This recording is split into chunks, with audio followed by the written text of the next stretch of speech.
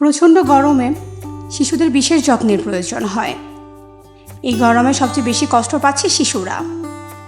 গরমে ঘেমে নিয়ে শিশুদের ঠান্ডা লেগে যায়, শরীরে অনেক সময় র্যাশ বের হতে দেখা যায়, ঘামাচিও হচ্ছে। শিশুদের অসুস্থতার সঙ্গে তাদের মেজাজও খিটখিটে হয়ে যাচ্ছে। গরমে শিশুদের সুস্থ রাখতে বিশেষ যত্নের প্রয়োজন।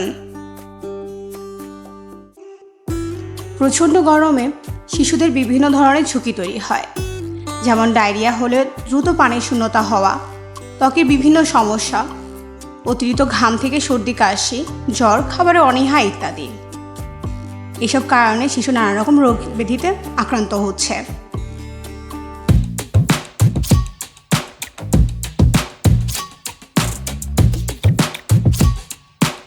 গরমে যেন শিশু আক্রান্ত না হয় নানা রকম রোগ ব্যাধিতে, ডায়রিয়া, সর্দি কাশি, জ্বর অথবা হিট স্ট্রোক, এসব বিষয় নিয়ে আজ আপনার সাথে আমি আলোচনা করব।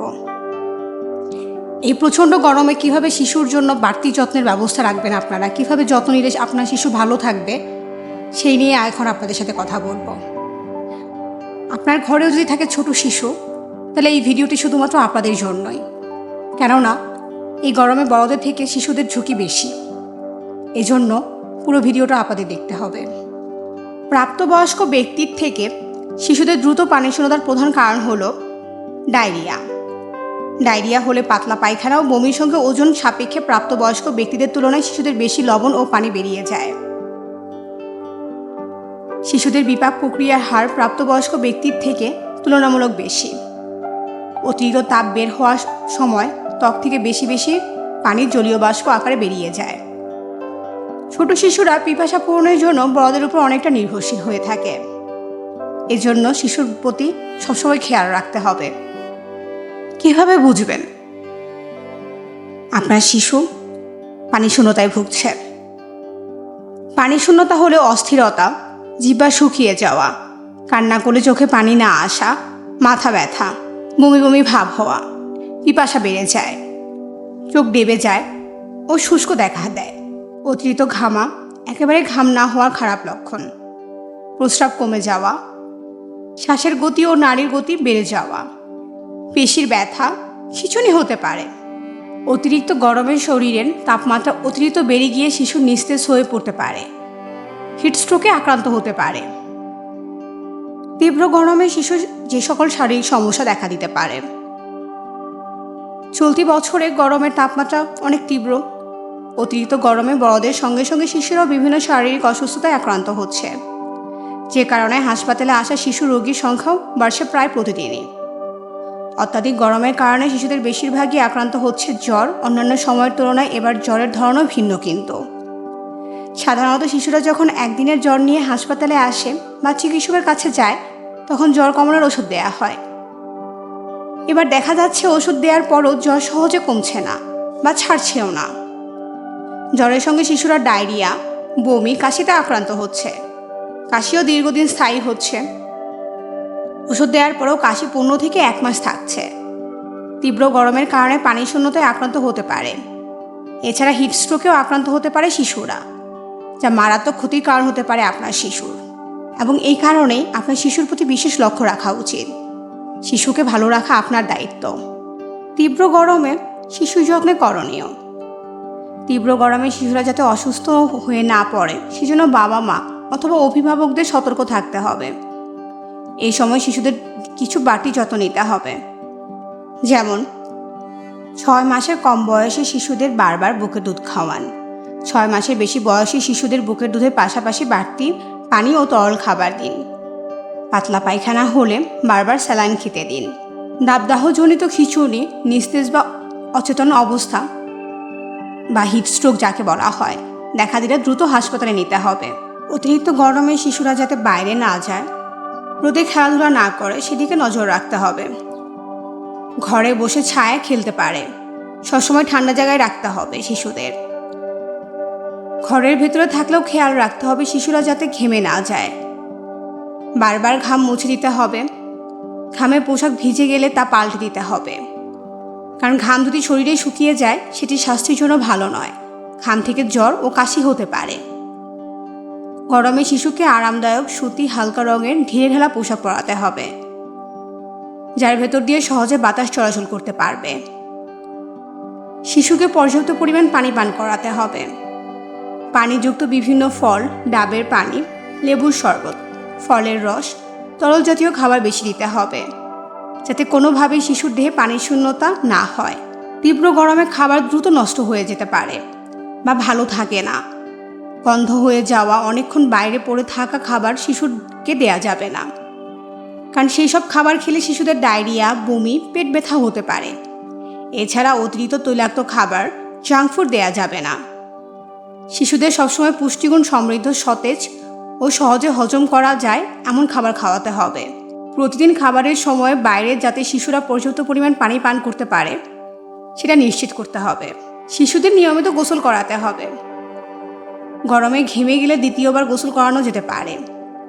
এছাড়া মাঝে মাঝে হাত মুখ ধুয়ে দিতে হবে, শরীর মুছে দিতে হবে। গরমে শিশুর ত্বকের বাড়তি যত্ন নিতে হবে।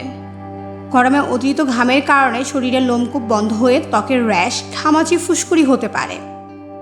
তাই শিশুদের সবসময় পরিষ্কার পরিচ্ছন্ন রাখতে হবে, ধুলাবালি থেকে দূরে রাখতে হবে। শিশুদের ত্বক অত্যন্ত নরম থাকে, এজন্য সহজেই সানবার্ন হতে পারে। তাই রোদে গেলে অবশ্যই শিশুর সুরক্ষা নিশ্চিত করতে হবে। তীব্র গরমে একদম খোলা শরীরে বাইরে যাওয়া যাবে না। ছাতা দিয়ে বা কাপড় দিয়ে ঢেকে নিতে হবে শিশুকে। চলাচলে ছায়াযুক্ত স্থান ব্যবহার করতে হবে। বিনা কারণে শিশুদের বাইরে না যাওয়াটাই ভালো। গরম থেকে বাঁচতে বাসার এসি খুব ঠান্ডা করে না রাখাই ভালো। খুব বেশি ঠান্ডা হয়ে গেলে শিশুর জন্য অসুবিধার কারণও হতে পারে। ফ্যান বা এসির তাপমাত্রা শিশুর জন্য আরাম ও স্বস্তিদায়ক অবস্থায় আছে কিনা সেটা খেয়াল রাখতে হবে। এছাড়াও গরমের সঠিক পুষ্টি বজায় রাখার জন্য এবং গরমে বিভিন্ন রকম অসুখের বিরুদ্ধে প্রতিরোধ গড়ে তোলার জন্য সঠিক পুষ্টি খুবই জরুরি শিশুদের জন্য।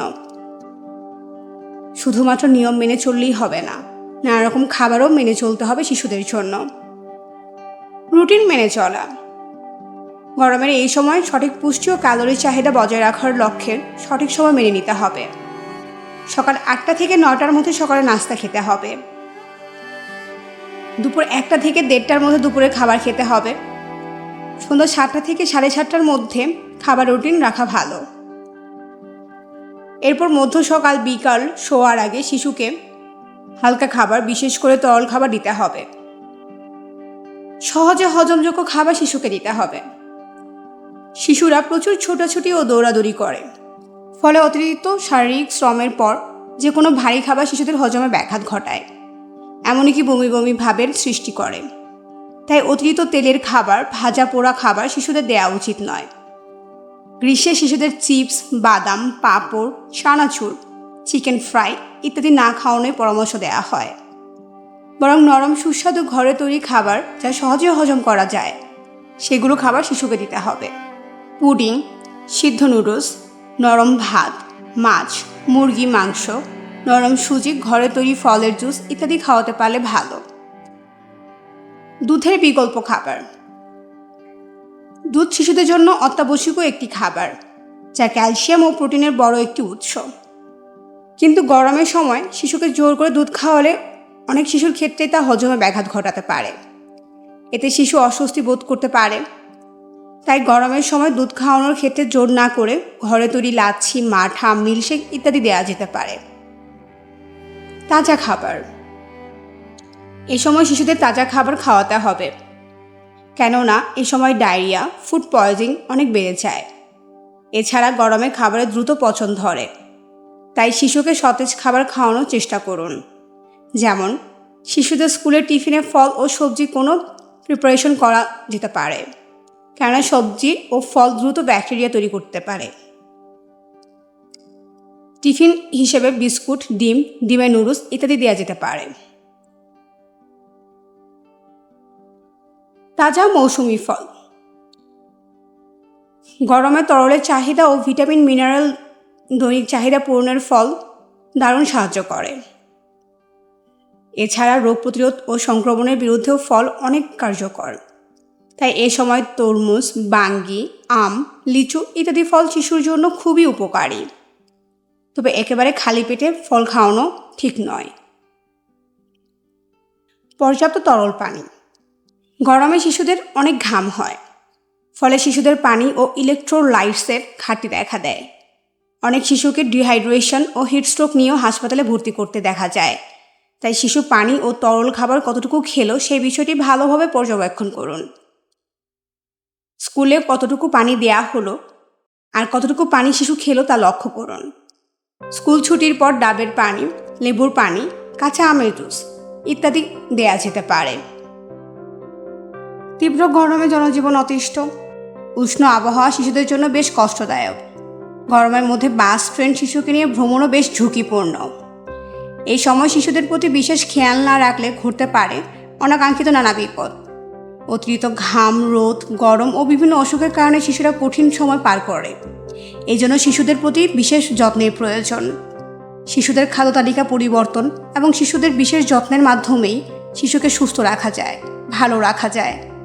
আমি সব কিছুই আপনাদের সাথে আলোচনা করেছি। আপনিও আপনার শিশুকে সঠিকভাবে যত্ন নিন।